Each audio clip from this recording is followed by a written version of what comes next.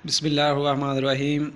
प्यारे बच्चों, पहली उम्मतें गुमराह होने के बाद अपने नबियों और रसूलों से मोहब्बत रखने के दावे तो बहुत करती रहीं, लेकिन उन्होंने इनकी लाई हुई शरीयत पर अमल करना और उनके तरीक़ों की पैरवी करना छोड़ दिया था। खालिद: दादा जान, वो लोग अपने नबियों से मोहब्बत रखने के दावे करते थे तो उनकी इताअत क्यों नहीं करते थे, और उनकी इताअत नहीं करते थे तो उनको इन मोहब्बत के दावे क्यों करते थे?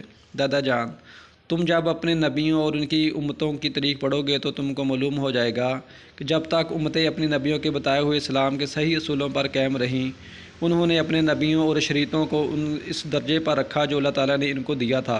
इस तरह उन्होंने नबियों की नबवियों के मर्तबे पर रखा और उनको बढ़ा चढ़ा कर अल्लाह का दर्जा नहीं दिया। वो नबियों की शरीयतों को बेलाग पैरवी करती थी।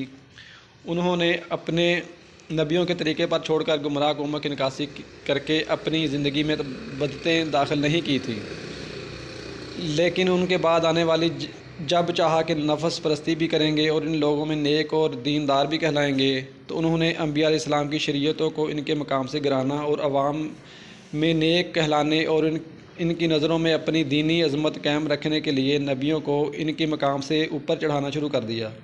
मसलन मुशरिकीन ने सैयदना इब्राहीम अलैहिस्सलाम की सिखाई हुई खालिस और कामिल तौहीद को छोड़ दिया, लेकिन इनके बुत बनाकर काबे में नस्ब किए और इन्हें अब दीन और नबूवत के मकाम से बढ़ा चढ़ाकर अलूहियत और महबूबियत के मकाम पर पहुँचा दिया।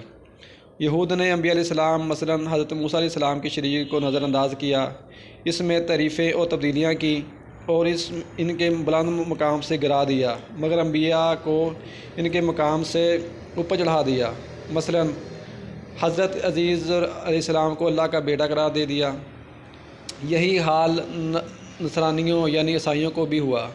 उन्होंने तौरात और इंजील की शरीयत को छोड़ दिया, लेकिन हज़रत ईसा अलैहिस्सलाम को अल्लाह का बेटा और फिर रफ्ता रफ्ता अल्लाह करार दे दिया। फिर क्या हुआ? समझदार लोग तो समझ आते रहे कि ये लोग पैगम्बरों की शरीयतों को छोड़कर इनकी मोहब्बत के झूठे दावे करके अवाम को धोखा दे रहे हैं, लेकिन सादा लोग अवाम इनके फ़रेब को ना समझ सकी और हर दौर में इन्हीं फ़रेब का लोगों को दीन का असल अमलदार समझते रहे, इनकी पैरवी करते रहे। इस तरह इनमें बिदअतें फैलती रहीं।